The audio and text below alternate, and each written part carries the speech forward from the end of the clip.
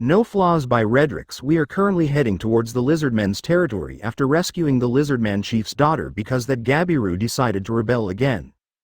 This time they might be able to put up more of a fight since this time the orcs did not eat the ogres because they were teleported away from their village in the middle of the one-sided slaughter. I will be overseeing the battlefield from the skies.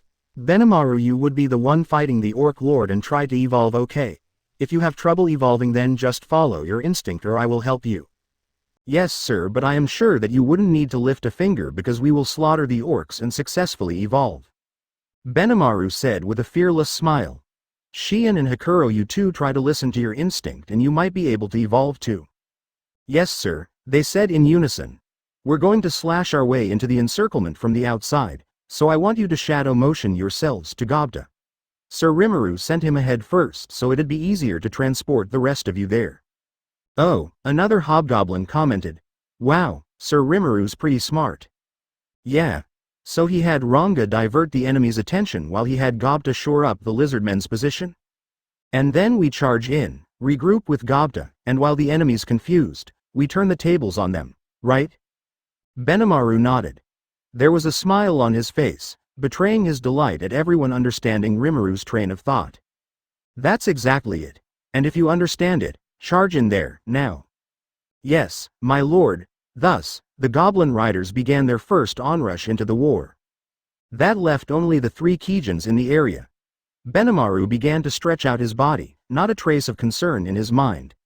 As a fighter race who worked as mercenaries and such, ogres bore a particular emotional attachment to having a master to rely on. Earning a master to serve for the rest of their lives was the single sincerest wish they all shared. That, and Benimaru's warrior past changed his outlook on the world. He knew he tended to act selfishly most of the time. That was why he had hesitated to take over the role of Ogre King, back in the day, not that it mattered now.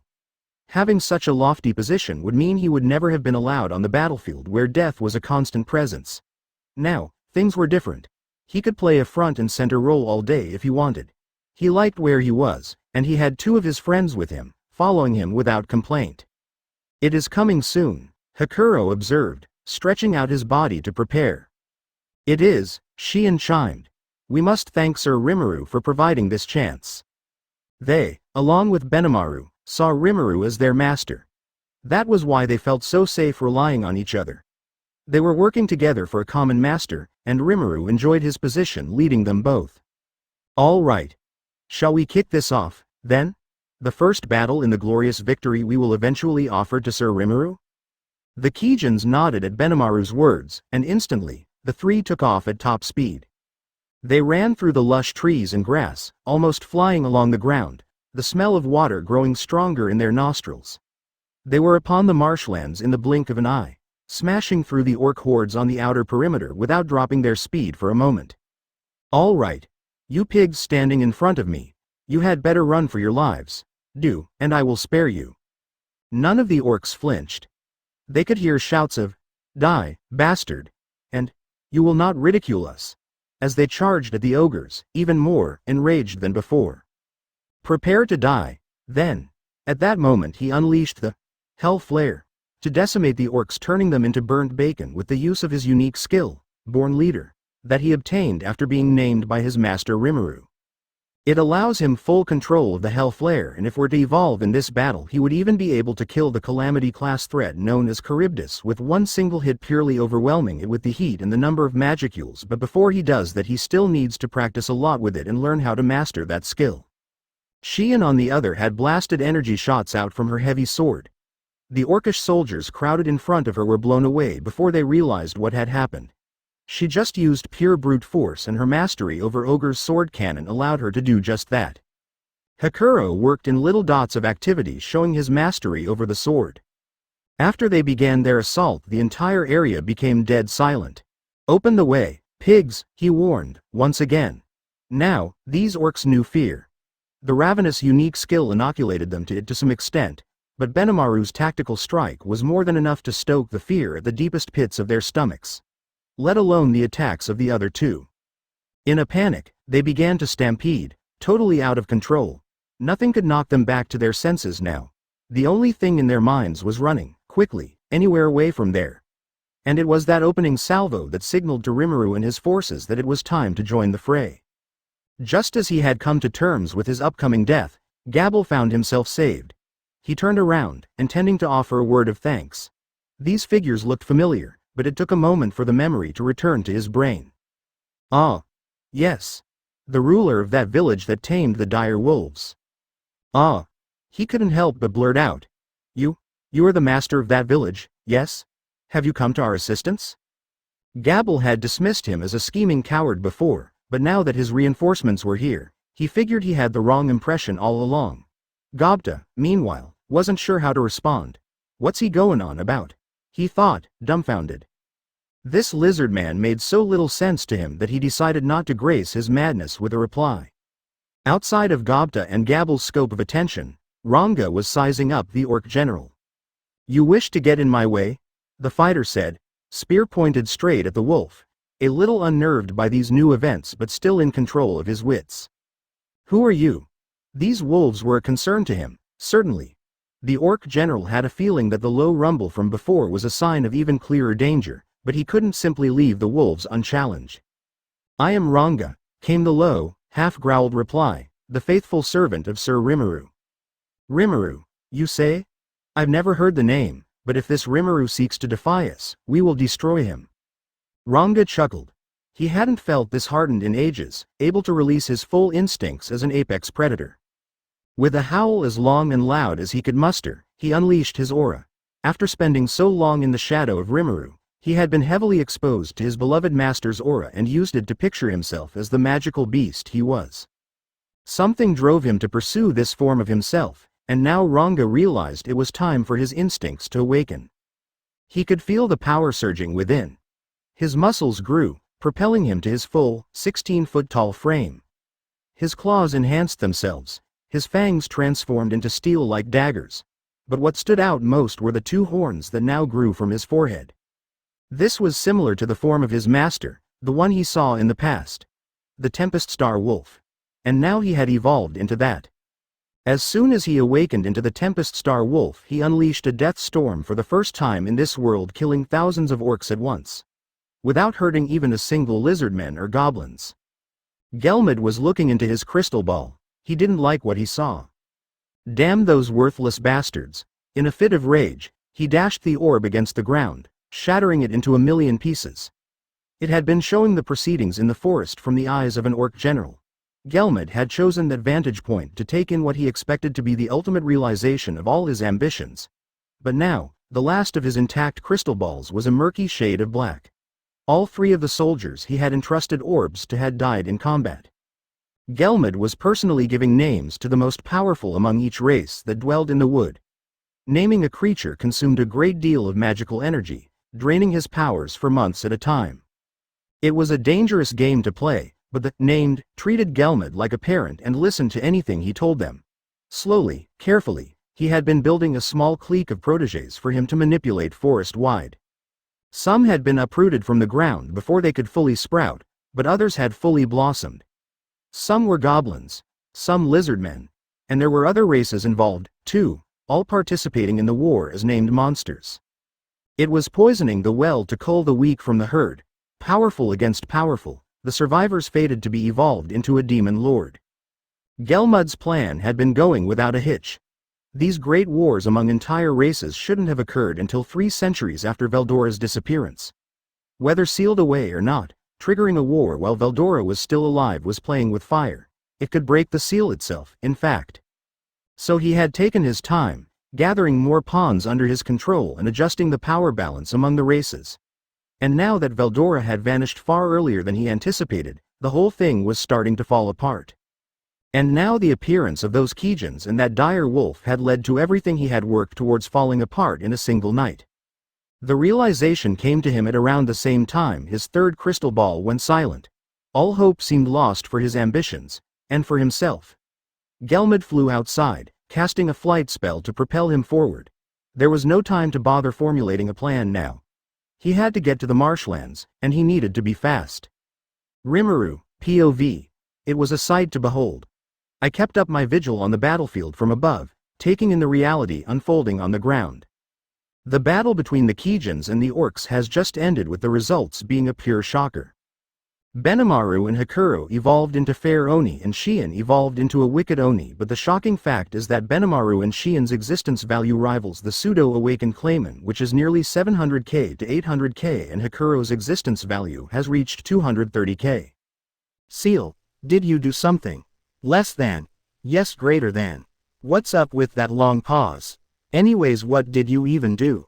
Less than. I just helped them take full advantage of the evolution by reconstructing their bodies using the various energies and the more potent magicules that Master possessed through the Soul Corridor, since you won't be evolving into a true Demon Lord this time.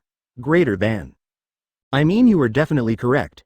Just inform me in advance when you do this type of stuff. Less than. Okay Master, greater than 30 minutes ago. Benimaru, POV.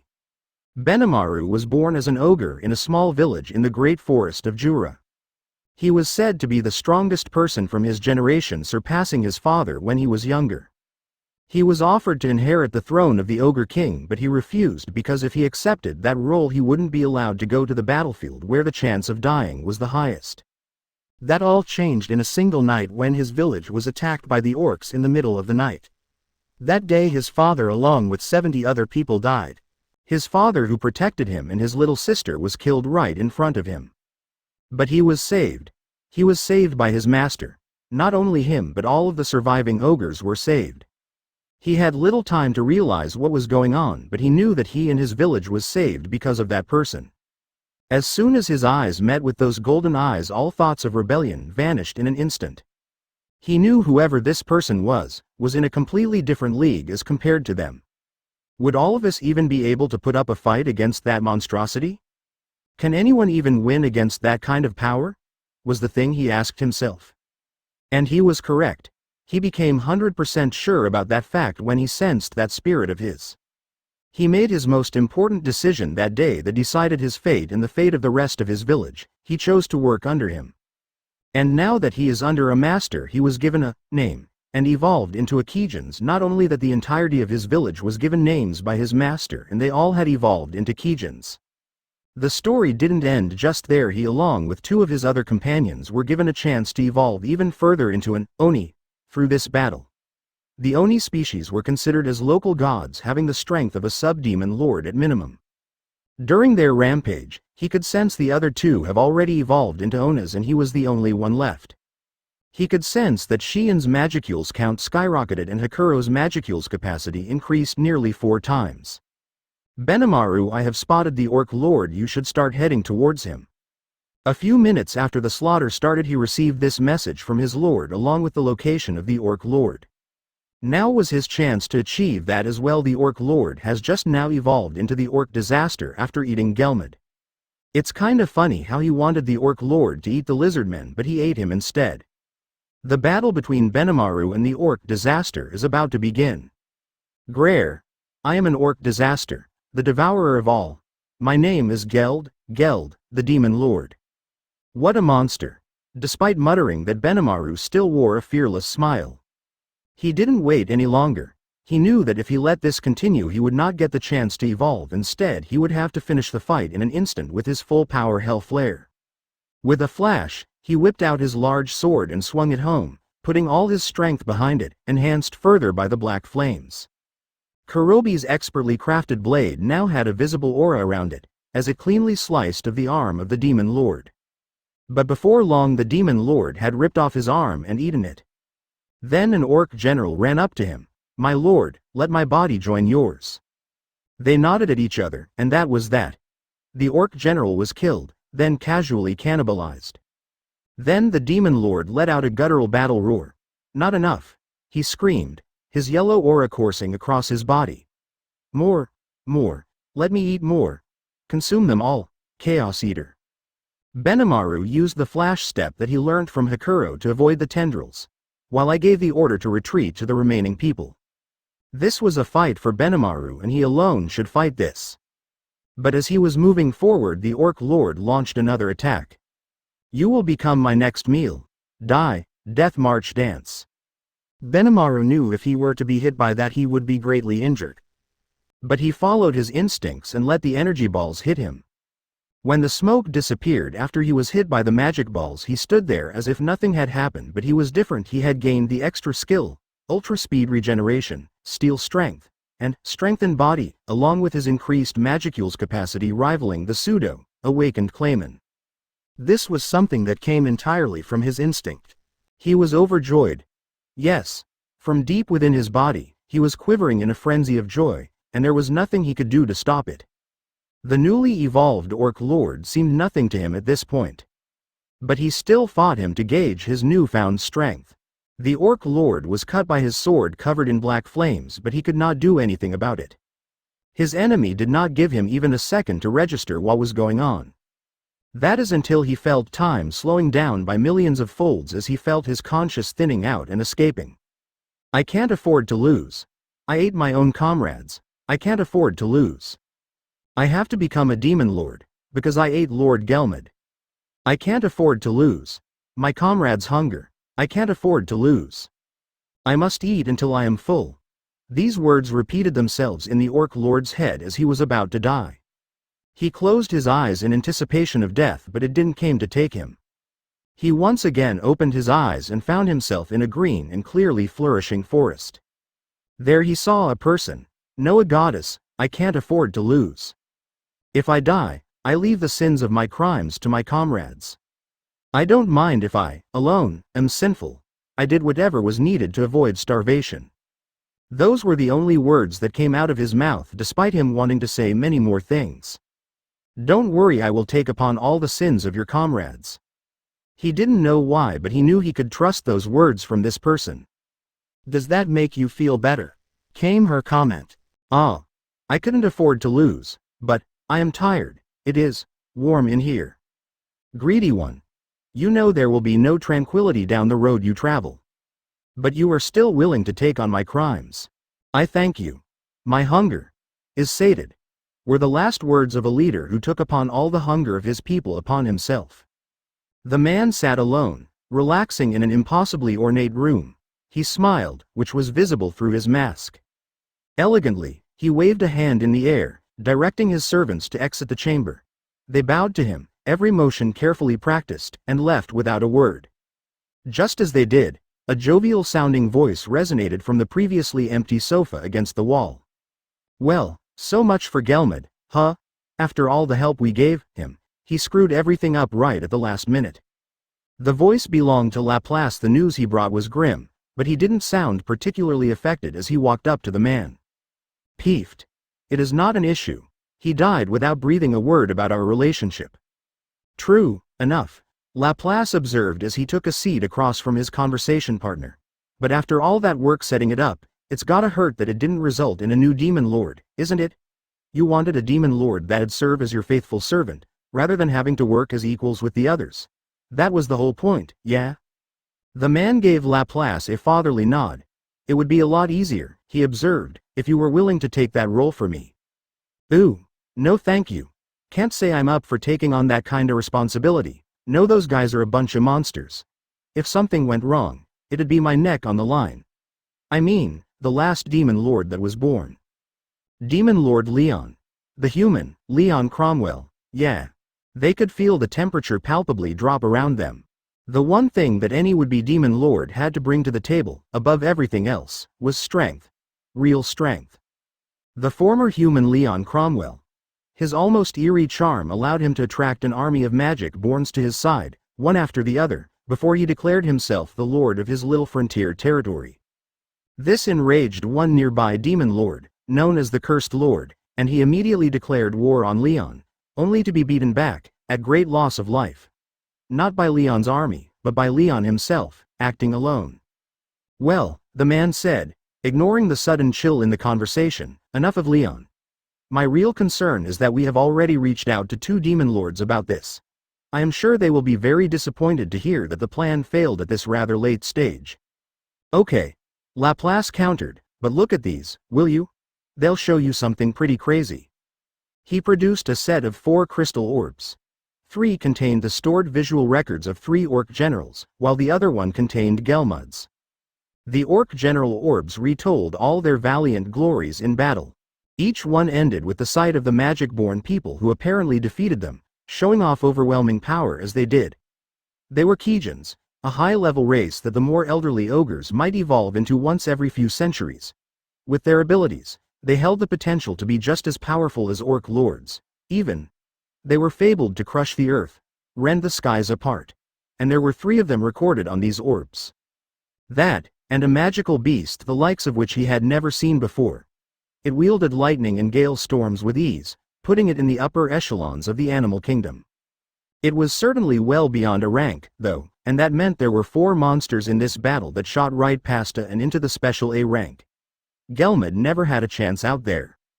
The real concern, though, was what the 4th and final orb showed. A single human being, flying over the battlefield.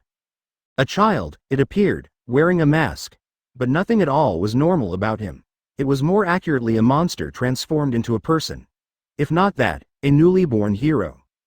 It appeared from the visuals that this child had the 4 enigmatic creatures under his control. When the situation turned to battle, it was clear Gelmud was far out of his element. The image went black quickly, no doubt when some attack landed a telling blow upon him. Gelmud, an A rank, one of the greatest of those born of magic, had been overwhelmed by a magic born. A magic born with a master of his own. He was still unclear about the ultimate fate of the Orc Lord, but with this kind of force at play, he doubted there was much hope for him. This kind of force. A force that could no longer be ignored. Pretty crazy, eh? Yes, very interesting, the man ventured with a smile. So, what now? Laplace took a moment to answer. 2 demon lords, just as powerful as he was. And the person he had mentioned the potential birth of a new demon lord, too. There was much to consider. Well, keep the ship afloat for now, is what I'd say. If you think you need any help, you'll get my regular discount. Okay. Take care for now, Clayman. He disappeared, leaving the man, the demon lord Clayman, alone in the room. He replayed the orbs several times over, thinking quietly. The battle was over. The battle was over, as was all the joy and sadness and despair that swirled around the battlefield. Hoo boy. I can't help but think this every time, but the cleanup's always much more of a pain than the battle itself.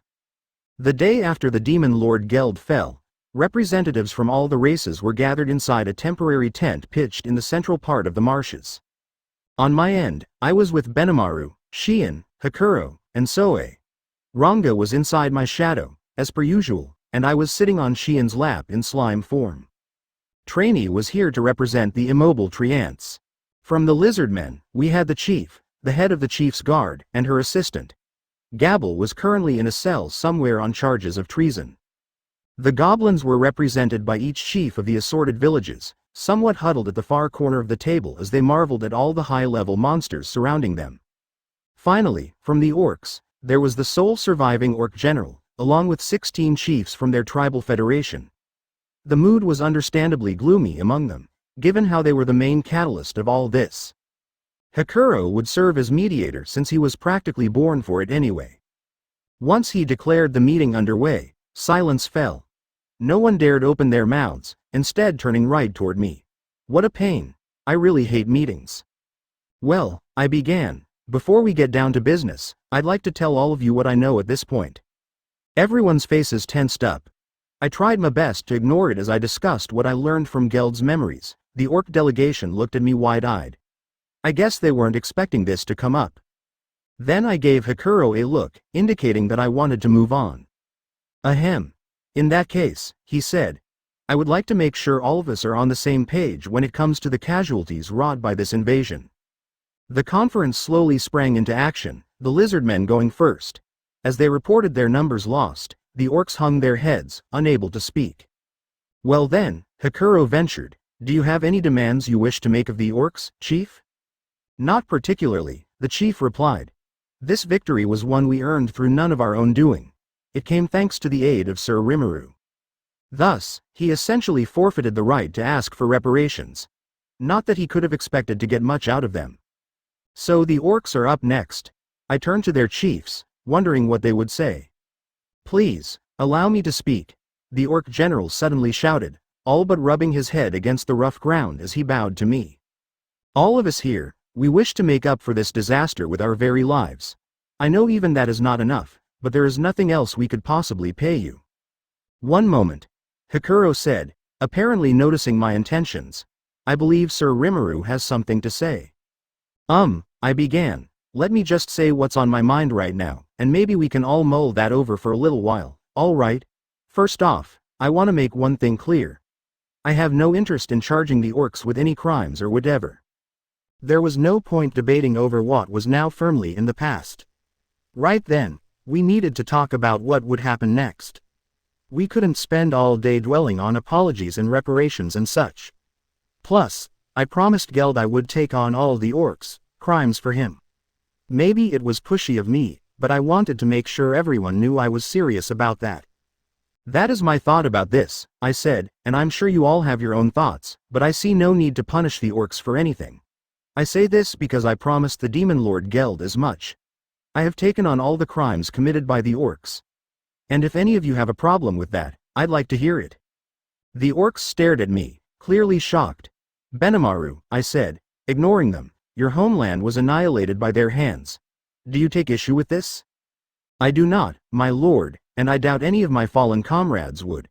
The sole, immovable rule that links all monsters together is that only the strong have the right to survive. We faced up to them without fleeing, and thus we were prepared for the worst. And, Sir Rimuru, we would never have an issue with the decisions you make. I then turned to the lizard men, but the chief spoke before I could. We, too, have no complaint with your stance. There is one thing I wish to ask, however. What is it? It is a good thing, I think, not to pursue the orcs' crimes any further. We were saved by you, Sir Rimuru, and are thus in no position to make any grand proclamations. However, there is one thing I wish to be fully clear on. The chief stopped and looked straight at me. Are you suggesting, Sir Rimuru, that we accept the entire orc population's right to live in this forest? I am, I said as graciously as I could. Instantly, the meeting erupted into a commotion. The orcs, shocked, discussed whether such a thing was even possible. The goblins were screaming incoherently, some foaming at the mouth. Trainee watched silently, gauging the situation with a hostile eye. Only my Kijin friends remained undisturbed. Silence. Hikuro shouted, finally bringing order back to the tent after a prolonged furor. He had waited for everyone to get over their initial surprise before giving the command. I understand what all of you are thinking, so I began talking about my idea. The vision of a great Forest of Jura alliance, a proposal that would have been dismissed as a hopeless dream at any other time. Even if we let every orc in the marsh off the hook right now, they were still doomed to starve. The straggler forces, left without stronger leadership, would form small raider bands that'd strike the lizardman and goblin villages before long. They had nothing to eat, no place to live, and nothing about this conference would mean anything until we tackled that fundamental issue. The lizardmen had plentiful water and seafood resources. The goblins had living space. We had a wealth of manufactured goods. The orcs, in exchange, could provide their labor resources. That about covers it, I said. We will form a great alliance among the peoples of the Forest of Jura and build cooperative relationships with one another. It'd be pretty neat if we built a nation composed of multiple races. The attendees' enthusiasm was starting to pervade the room, as if I had just taken their anxieties and replaced them with a flickering sense of hope. Sheehan straightened herself up, like she was presenting me as a prize, which I didn't really appreciate. I forgave her, though. It meant she was pushing her breasts against me, which was pretty nice, after all. I always have an open mind about that sort of thing. The orc general was slow to react. Us? Building a town? It is all right for us to join in this alliance. Not like you got anyone, or any place, to return to, do you? We'll get you someplace to live, but you gotta work, all right? No room for lazy orcs around here. Yes, my lord. The orcs immediately stood up and took a knee, overcome with an emotion that drove tears to their eyes. Of course, of course. We will dedicate our very lives to the tasks ahead. The lizardman chief nodded. We have no objection. If anything, we would love to cooperate. He kneeled as well, imitating the orcs, and the goblins hurriedly took action to follow suit. Sheehan stood up, placed me on a chair, and then fell to one knee before me, accompanied by Benimaru and the rest. Very good, Trainee said. As a warden of the forest, I, Trainee, make the following declaration. I hereby recognize Sir Rimuru as the new leader of the Forest of Jura, and the great forest of Jura alliance hereby established under his good name. Then she kneeled, too. Well, so be it, I said, resigned to my fate. Do me proud, guys. Everyone took that cue to prostrate themselves before me. Yes, my lord. Right, that's enough, I said. So now that we have this alliance in place, we need to solve the largest problem facing us right now. The question of food supply. We have 150,000 surviving orcs here, and we need to keep them from starving to death. Trainee stepped up, smiling. So the issue is a lack of food supply? She asked. In that case, I think I might be able to help. The treants that I help protect have agreed to join this alliance, and I think they might come in handy sooner than I thought. The day our great alliance was formed was one which, I suppose, no monster would ever be able to forget. It was, after all, the day I decided that each and everyone needed a name. Seal, let's get to work, shall we? Less than yes, master, greater than came her reply. The naming process had evolved each orc into a high orc. I used my own magic for it. They entered the alliance under their own free will, and I could only hope that we remained on sunny terms. In terms of monster strength, they had remained at their current C+ rank and they had retained all their intrinsic abilities. Each of the tribes thanked me in turn and set off for their new homes, and I gained the yellow numbers. 2000 B+ ranked high orcs, along with Geld, who ranked A+, AN between 10k to 100k. Thus, the grand naming project ended. I was resting in my room. Over 3 months had passed since I returned. All kinds of things had happened since, but I was taking a moment to reflect on all the chaos of a time gone by. After I left Abel behind, I decided to teleport back to the town. I was quickly mobbed by townspeople awaiting good news, so I made sure to tell them everyone was safe, going into further detail with those who were interested. Once they learned the town would have a few new members soon, people immediately set to work. Their anxieties were gone as they got down to business setting up beds for the upcoming move-in. Nobody voiced any complaints as they prepared the town. It wasn't long before Benimaru and his kindred returned. They were soon joined by the goblin riders who guided the high orcs across the forest for me. Like the rest, they too settled back to their posts, back to the old routine. The town was coming together at breakneck speed. The high orcs, who had reached town in less than a month's time, had learned their jobs in a flash, guided by the dwarves and the better-trained goblins. Train him well enough, Kaijin told me, and they could form a corps of engineers as strong as what the dwarves have. With all this new labor, we were able to tackle jobs that had been shunted to the wayside before. The town experienced a construction boom, fueled by a steady stream of resources entering and leaving the area. Still, we now had solid links between all the settlements. Life was starting to become more stable, and time passed. Along the way, a group of goblins had arrived, bringing their vassals along. I might as well name these guys, too, I thought. I was the one who told them all not to look down on other races, after all, and I had to live up to that. If I merely let them live there without taking that extra step, I risked creating a class-based society. We still had a lot of things on the back burner, but I supposed we had time. We had a town to build, and it was never gonna happen overnight. So despite all the nuttiness, things were coming together. Right here, in this land, there lived over 10,000 monsters, gathered here because they believed in what I was doing, all working together to make it a better place. They saw this as a place of peace. Our place of peace. A true town of monsters. And it was finally here. And I will not let this place be harmed. It was a vast, gorgeously designed chamber, the floor covered in a luxuriant carpet that must have taken a team of artisans several years to weave. The table in the middle featured wood carved from a fragrant tree, providing a pleasant, woodsy smell. It was large, round, and could comfortably seat a dozen or so, but despite the size of the room, only 3 chairs were placed around it. They were all the height of luxury, of course.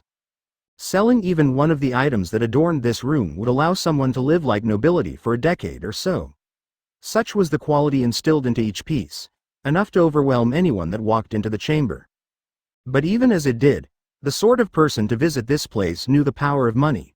They had enough to buy any high-grade magic weapon they wanted or hire the best mercenaries in the land. They reveled in the assets they held, and a room like this was meant less to impress and more to rob the visitor of any desire to resist the will of their host.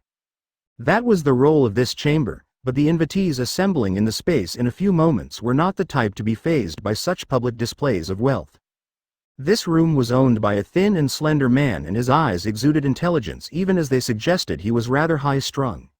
Even so, the demon lord Clayman had the force of will to make almost anyone follow his orders. He knew that his guests would be coming soon. Demon lords, the same rank as himself, and Clayman's goal today was to rein in these self-willed, wayward creatures, showing them enough of an enjoyable time to bring them under his full control. Just as he thought that the appointed hour was near, he suddenly realized that someone was occupying another seat.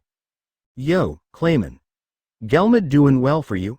He had his legs crossed as he calmly leaned his large, muscular frame back into his seat and casually engaged Clayman. But every move of his was just as supple and elegant as Clayman's. This was no muscle-bound dolt. He presented the air of a battle-proven military hero. His own formal outfit was obviously a tad worn, but it didn't make him seem unclean at all. If anything, it emphasized his wild side, building an atmosphere that made one hesitate more than a little to go near him. His unrefined manner of speech would seem to be a poor match for that, but it only served to make the man all the more charming. His well-maintained short blonde hair, meanwhile, paired perfectly with the masculine contours of his face. His sharp, hawk-like eyes were burrowing into Clayman. He was keenly focused, perhaps out of distrust for his fellow demon lord. "Caroline?" Clayman asked. "You're early, eh? I was planning to brief you on that today, actually. Certainly wasn't expecting you to arrive first, though. No need for that treatment, now. I'm sure our little lady is busy with her own preparations." "Hey. Lady, now, is it?" Yes, maybe so. But we'd better not say any more of her for now, after all. She's rather sensitive to people bad-mouthing her, yes." The two gave each other a look, exchanging a slight laugh. Just as they stopped, the door to the chamber was suddenly thrown open. A single young woman stood there, looking around the room for a moment before realizing only Clayman and Caroline were there. "Were you guys just spreading rumors about me?" She was young, very young, oddly so for someone participating in a summit like this. 14 or 15, perhaps, and while appearances were often deceiving for magic-born people like her, she looked woefully out of place. Her large, strong-willed eyes shone blue, even as they revealed a bit of the immature youth left in her. The strength in them proved to the other two that this was no woman to be trifled with. Her platinum-pink hair was tied into two flowing pigtails on either side of her head, and there was a bold, dominant smile on her face. Jutting her modest chest outward, she glared at the demon lords she shared the chamber with. "Yo, Milam," Caroline said with a hearty laugh. No rumors. You're usually so punctual with these things, is all. We were worried about you." "Exactly, Milam," Clayman added as he elegantly ferried a cup of tea to his lips. "Of course, I would never worry about you, myself." They were both used to her, enough that they knew making bald-faced excuses was pointless. It would just rile Milam up even more. There was a reason for this. Despite her looks, Milam was powerful. This sweet young demon lord, Milam Nava, was a member of the dragonoid race, one that bore the simple but effective nickname of Destroyer. "Well, so be it," she muttered when neither reacted. In the next moment, she was sauntering into the chamber, and someone else was behind her. A harpy. One with large, eagle-like wings. Well, Milam," Clayman admonished, eyebrows arched downward. "I believe I've made it clear that none besides demon lords are allowed in here. I'm afraid I can't allow you to have your attendant accompany you inside. Even for you, there are certain rules that have to be." "It is good to see you again, Clayman," came the dejected reply. "I am not Milam's attendant. I'm not here because I want to be, but if it's a demon lord you want, then it's a demon lord you have." She was, after all, a demon lord herself, Frey the Sky Queen, ruler of the harpy race. Just like Clayman, Caroline, and Milam, she was one of the pillars of strength that supported the entire world they lived in. Ha ha ha ha, oh, what's the big problem? She was acting all moody and grumpy about something, so I brought her over to let off some steam. You don't have a problem with that, do you, Clayman? This was the Milam that Clayman knew, eternally pushing her own desires on other people. But there was no reason to openly defy her. In fact, the optimist in him saw this as something to be welcomed. Once he told everyone about how his efforts with Gelmud were a complete failure, he was sure Milam would suddenly be quite a bit less cheerful. Frey should help smooth things over a little once he had to drop the bomb. Well, can we have another chair for Frey, please? Clayman opted to kick things off with a plain and frank rundown of events. Gelmud was dead, killed by someone or other, and his plan had failed. What? So what happened to making the Orc Lord into a Demon Lord next? What I'm saying, Milam, is that we're back to the drawing board on that. We needed Gelmud to control the Orc Lord, and now he is dead. It hurt Clayman just as deeply to abandon this strategy, but as long as nobody noticed the connection between him and Gelmud, he would never hear about it later. At this point, the idea of hatching a new plan to handle either the Orc Lord or the Magic Borns, whichever had survived, sounded far more interesting to him. And if he could interest the other Demon Lords in it, he could use that to add another effective card or two to his hand.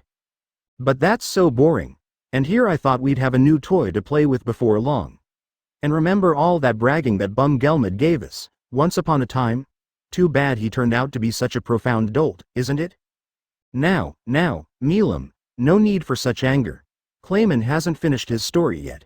Why not wait until then before you shout at him? Milam, Clayman said, I feel Frey is correct. Take a look at these first. He took out 4 spherical crystals, but one crystal in particular, showing Gelmud's perspective, captured their complete attention. Very impressive indeed, Gelmud, leaving these fancy baubles behind for us, Milam happily shouted. All right. So this means Gelmud screwed up and got himself killed, yeah? Just like you said. But you didn't tell us about these Magic Born on purpose, eh? Caroline pointed out. Fascinating, isn't it? And with Gelmud dead, there is no telling what may come after. But with all these high-level members of the Magic Born races in one place, I feel it is safe to say the Orc Lord met his match, too. However, Frey interrupted, if he survived, he totally evolved into a Demon Lord, right? Well done, Frey. I must be careful around you, unlike these 2 simpleton warriors Clayman thought. Okay, so what now? You want one of us to go down and check it out? Caroline commented. Ha ha ha ha, first come, first served, is it? First come, first served for what, Milam? Clayman interrupted. I doubt you would be satisfied simply with observing the scene, Everyone, calm down for a moment. We are dealing with the Forest of Jura, a region that is strictly off limits. Oh, what's that matter? It's not like we're actually doing anything in there. You just want to hop on over and scout out any Magic Born who look decent enough to join our team, don't you? Though who's to say what kind of unfortunate accidents may befall anyone who refuses? Ha ha ha ha. No getting a head start on this, Caroline. If what I have been hearing from you all is true, your aim was to create a new Demon Lord that you could use as a faithful pawn, yes? And if you've failed at it once, then why not just recognize one of those Magic Born as a Demon Lord and have it serve us? Wow, Frey. You saw right through our scheme. But we do need to investigate, yes, Clayman ventured. Not to speak for Caroline, but there is no guarantee they will be cooperative with us. If the Orc Lord did win, however, he might be rampaging out of control now that his father Gelmud is gone. The 4 Demon Lords glanced at one another, attempting to read one another's minds. Milam appeared to be bursting with confidence, looking in utter awe at one of the crystal spheres, but until one of the crystals showed the Magic Born which was flying over the battlefield. She appeared to be utterly shocked for a second but was quick enough to hide it that no one noticed it. To others it was obvious she wanted to go off to investigate the scene. If whomever survived that battle won her heart, she'd be recommending them as a new Demon Lord, and if they didn't, she'd kill them. Frey had noticed one flying figure in the crystal spheres. It made her think about the possibility that the Magic Born had survived and grown more powerful, but she quickly dismissed it. Having one more Magic Born means little, she thought. We have no idea how powerful it is in battle. A high-level Magic Born has no chance against a Demon Lord class foe. Even if it's grown into a subdemon, there's no guarantee it'll be friendly to our advances. What a pain. Frey didn't like how she had been silently appointed as the Demon Lord to clean up the messes that followed wherever Milam went. Besides, the timing couldn't have been worse. One of the Harpy priestesses had just prophesied the revival of a long-past calamity. A prophecy by name, perhaps, but it had already been confirmed. Reading the flow of magicules and the twisting and warping of space, she had confirmed the coming arrival. The arrival of the Harpy's natural enemy. The revival of Charybdis, the calamity-level monster that a long-lost hero had sealed away in time immemorial. Frey thought, I think I could find a solution to this. But that's easier said than done. What Milam wanted more than anything was something to make the boredom go away. And Frey had no idea what that could be. But look at her now. Her attention was wholly captured by what she saw in the sphere. Maybe I could take advantage of this. After a moment of thought, Milam opened her mouth, then exhibited her full majesty as both the only dragonoid at the table and the most wizened of demon lords. Right. She began, practically bursting with anticipation. In that case, I'm heading out now and negotiating with whoever survived. The demon lords met her with silence. Milam. We can't do that, can we? We have that non-aggression agreement. Yeah. Where'd that idea even come from? Milam, Clayman interjected, please take a moment to calm yourself. I will send a full expeditionary force to handle this, and I promise there will not be long to wait. She laughed all of them off. To the demon lords who knew Milam, she was regarded as someone with muscles all the way into her brain. A lunkhead, in other words. But the truth lay elsewhere. She was actually extremely intelligent, and it was only her short fuse that made people think otherwise. Who cares about that non-aggression pact? She said, a world-beating smile on her face. We should just abolish that thing right now. We got 4 demon lords here, so it's easy, right? Yes. This was realistically possible. They tried to deny it, but they couldn't find anything to refute it with. Makes sense, he agreed. With our signatures, we could provide notification that the agreement's null and void. It should be accepted, as long as nobody objects to it. I'm up for the idea. I'm with you on that, Frey said. My territory abuts the forest, and being forbidden from entering it was never exactly convenient for us. Ha ha ha ha, first come, first served, then, no hard feelings. Let the competition begin, then. But no meddling with one another, all right? That's a promise. Certainly. I will be sure to tell my daughters not to interfere with anyone else. Fair enough. I swear by my name as Beastmaster that I'll abide by it. Understood, Milam. I, Clayman, will not break this agreement. Great. So all the arrangements are made, then. Now let's get that non-aggression pact annulled once and for all. Thus, 4 demon lords agreed to not have their forces meddle with one another inside the forest.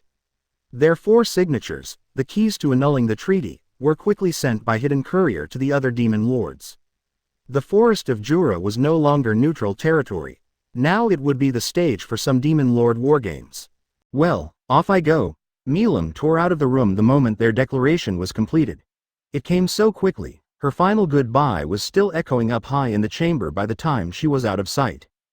Just as self-centered as always, all 3 who were left behind spoke out loud. Milam, POV. The moment their summit ended, Milam was already out the door, but instinctively feeling she needed to lay a bit more groundwork, she had also engaged in direct discussions with 2 demon lords who might present problems. The 2 demon lords being Ruminas and Guy. Naturally she could not defeat Guy and he was not interested in the matter anyways, but the main problem was Ruminas and her religion. As negotiations went, it was pretty simple. Don't lay a finger on the forest, or else you'll have Milam as your enemy, and they ended with a mutual agreement. Clayman, Caroline, and Frey. They were the younger generation. In Milam's eyes, they could do whatever they wanted. She was sure she could overpower them if push came to shove. But there's another demon lord that even Milam found to be a pain in the rear. He was the strongest amongst all of them. Powerful enough to take on all the other demon lords and win with relative ease. But as long as she made an arrangement or 2 with them in advance, she didn't have to worry about them meddling in her affairs. Now, she was happy she made the effort. She had a feeling she was about to meet somebody very special, and nobody was going to interrupt her. Let's start, she thought, by tracking down this person. Gazel, POV. Recalling the report from his covert informant, Gazel Dwargo, king of the dwarves, pondered the information. He had asked this spy to observe a certain slime, no a true monstrosity he was concerned about, but the briefing he received seemed far too preposterous to believe. The monsters are building a full-scale city. The dossier handed to King Gazel began with that sentence. The rest of it only confused him further. He thought it was some kind of joke at first, but his team was not one to play pranks on him. This spy was giving him the clear, unvarnished truth, and so he remained calm and ran his eyes across the rest of the report. It read as follows. Orc hordes have begun to rampage. Number: approximately 200,000. The ogres, a prominent race in the forest, are reportedly eradicated. The lizardmen are galvanizing their military installations to prepare for war. Existence of an orc lord confirmed. Danger level: estimated at a major confrontation in the forest of Jura is unavoidable. Overall danger level: special A, estimated. All this was accurate as of their delivery the other day. The results of his covert team's investigations, relayed to the king by magical means. This team, sent to keep an eye on the mysterious slime, had discovered a gathering of monsters constructing a town. As they kept surveilling them, the team discovered other unusual events around the forest. With Gazel's permission, more men were added to the covert team to more effectively perform operations across the forest. And this was the result. The birth of an orc lord couldn't be ignored. King Gazel immediately declared a state of emergency. Not because of this uber-orc alone. Depending on how the battle in the forest worked out, the Dwarven Kingdom could very easily be exposed to hostilities before long. If an army of orcs numbering in the 6 figures knocked on their door, the very fate of the kingdom would be at risk. The king's spies reported that the orcs were advancing away from the Dwarven Kingdom, but that was little comfort.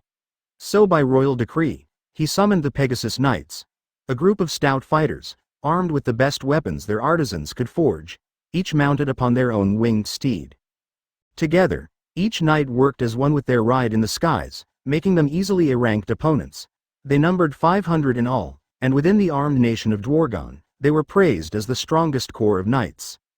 If worse came to worst, these Pegasus Knights could buy the kingdom time for the general infantry to prepare for battle. It was a last resort, one that pained King Gazel to opt for, but even an armed nation required time to fully mobilize itself. Soon, Dwargon had transitioned into a wartime economy, quietly preparing itself for conflict.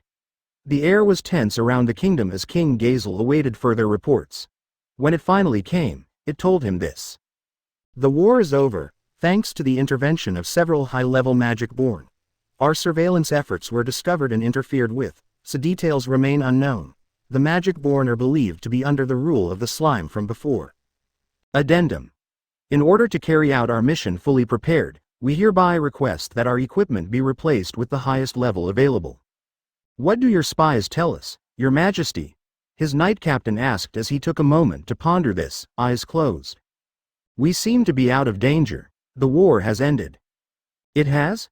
The captain couldn't hide his surprise, and the Pegasus Knights behind him were already murmuring among themselves. Wait, I am not fully ready to believe this yet. The knights fell silent, straightening up at the king's words. His covert team reported that one of the magic-born had rooted out their surveillance network.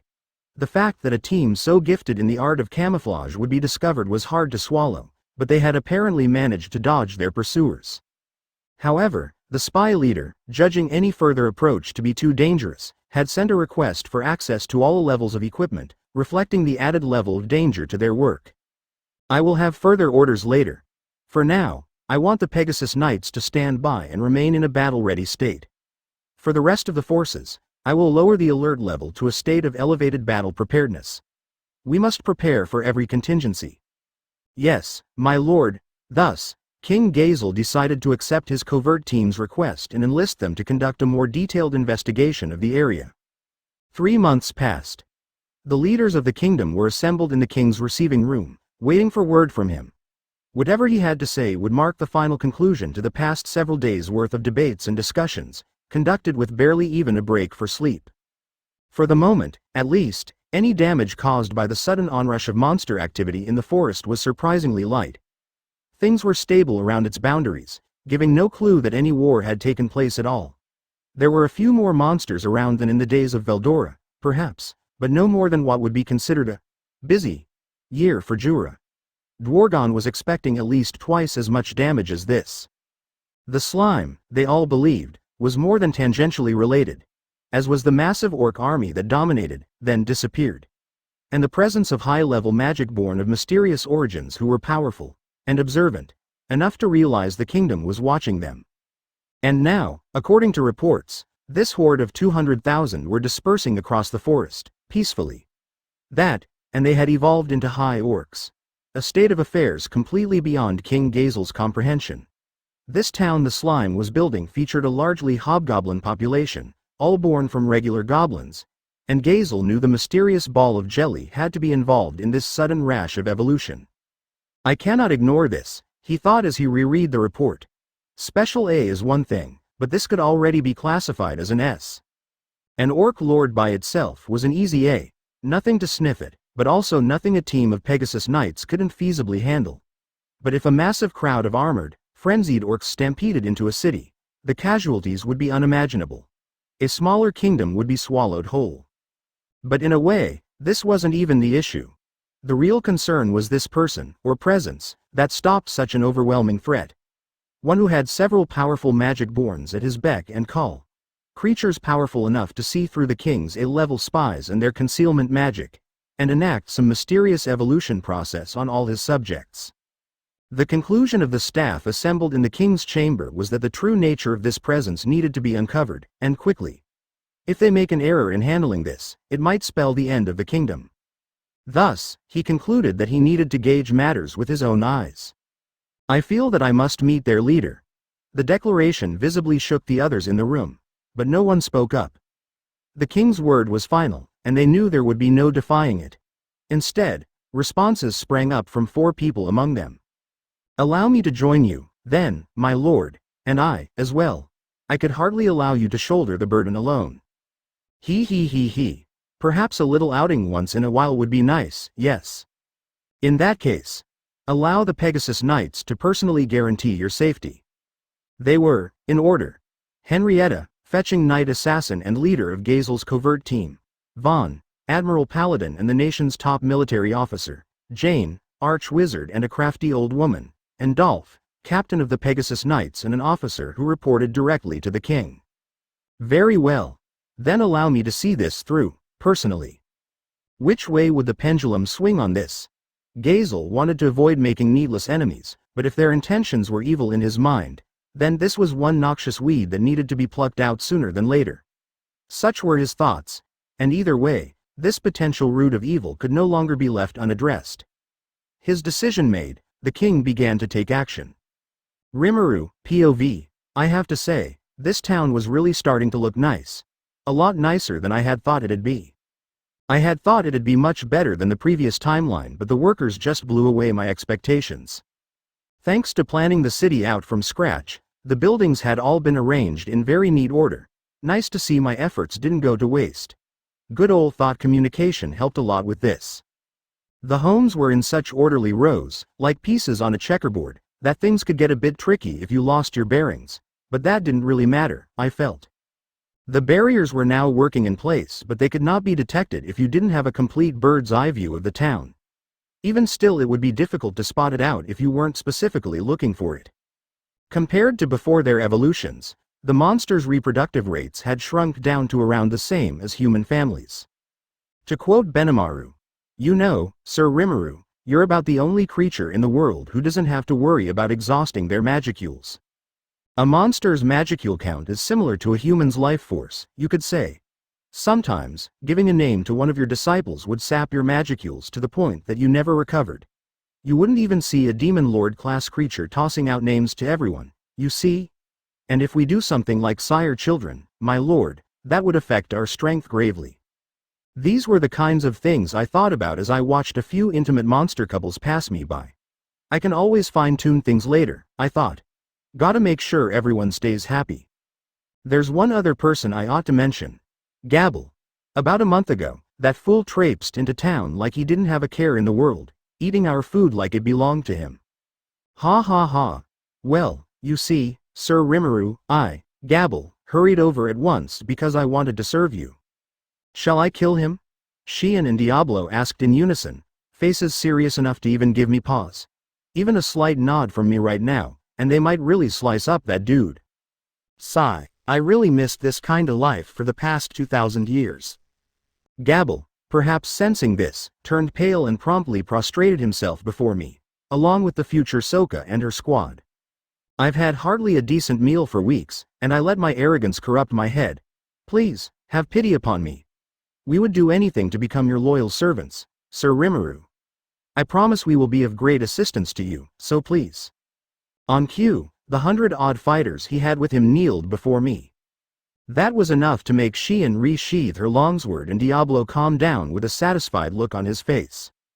And hey, if they're going to be working with me, they'll probably need some names, along with renaming Gazel. The process took a few minutes, but after a day's rest they were all evolved into Dragonutes. One thing I was not expecting was them to receive magic interference, instead of the resist magic they got last time. This version of magic interference could rival Charybdis if practiced properly. After hearing the news, I was starting to wonder what kind of defensive skills Gazel enjoyed. Time for an experiment. Transforming into human form, I mercilessly fired off a ball of magic at him, though I toned it down to a survivable level. What are you doing? He asked, a bit shocked as he was blown several yards away. You dumbass. I spat at him, making him stare blankly at me. I'm making you pay for stabbing your dad in the back. And remember, I'm not giving you a second chance. Fortunately, I had a perfect excuse ready. So really, Gazel had gotten a fair bit stronger, from a C+ lizardman to a straight on a plus ranked Dragonute. He still retained his previous skills as a warrior, but they were all much more powerful now, without a doubt. Sokka was now in A rank, the rest of her team A- rank. I figured I'd ask Hakuro to devote particular attention to Gazel's practice sessions. And as I expected, Sokka and her team immediately pushed themselves towards Soe. Now Gazel's team was devoting itself to cultivating Hapakute. About 10, relieved from cave patrol duty, were observing the herb's development and changing their horticultural approach in different regions to see which one produced the highest quality. I called for Gazel. Right, how's it going? Heh heh heh. I am so glad you asked. It couldn't be better. Behold, the fruits of our labor. He handed me a few weeds. Yes, weeds. I gave him a look, then a taste of dark thunder. Our exchanges grew tense at times, but really, it was largely going as planned. A long series of peaceful days followed. Nothing like peace, I blithely thought as Xian carried me around, her breasts bouncing against me in a steady rhythm as she walked. Boing, boing, boing, boing. Ooh, this feels great. I was just letting myself descend to ever lazier thoughts when, Sir Rimuru, we have an emergency. Several hundred winged horses are headed for the direction of town. I figured as much.